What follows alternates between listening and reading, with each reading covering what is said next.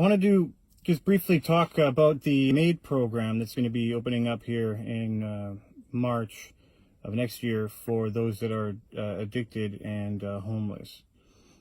Because, I mean, I don't have any answers and I'm not that smart of a fellow, but I do like to ask questions. My question is, who are we going to be killing? That's kind of, I'm just curious as who we're killing, really. From my point of view, I'm a former foster child in Canada. And if you just look at all the paperwork and all the research and and everything that they have done to study the outcomes, and I can attest to most of them, but more likely to be addicted, more likely to be homeless, more likely to be no supports, more likely to be, as 40% of the homeless are have went through child services, at least in one form or another. More likely to have multiple partners, multiple children. They're more likely to not finish high school. Things more likely to smoke. If you just look at everything that's around, without, you know, sometimes you can't find exactly what you're looking for. I'll use a hunting analogy. I presume that you don't know if there's an animal around, but based on everything around, you know that there's one there. It's kind of like that with this. I'm pretty sure we're going to be killing off the future foster kids, to be honest. I think that's true. 400,000 per child, something like that. They broke it down to, it's about $2 billion Ontario loses per year. Just taking care of the those that didn't have anybody to take care of.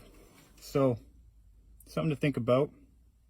If you are more likely to be homeless, then you're more likely to not finish high school, and you're more likely to have multiple partners, like sexual partners, and you're more likely to have teenage pregnancies, then wouldn't you be more likely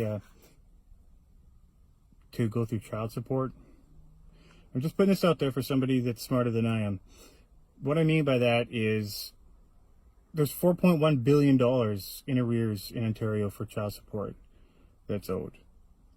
I can't believe that $4.1 billion worth of people, if that makes any sense, just don't give a shit, just don't care, you know what I mean?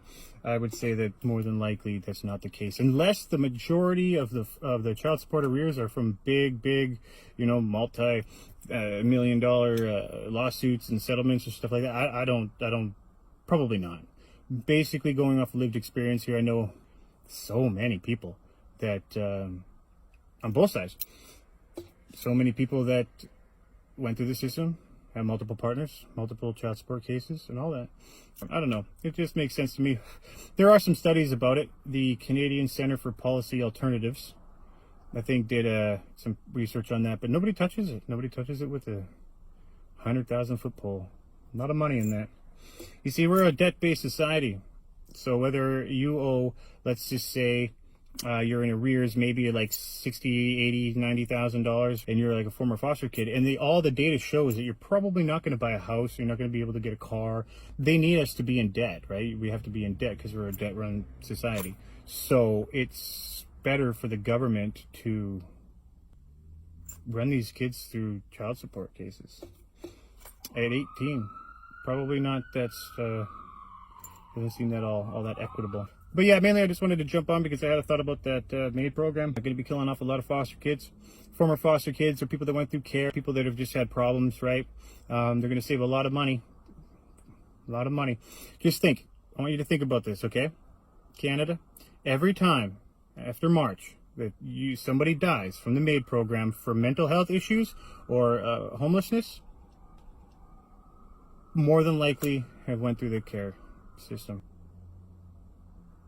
You know, a good way to bring down the homeless population. So part of the plan, the WEF plan, cut poverty by 50% by 2030. You don't need to tick that checkbox, right? If they don't exist, they're not poor.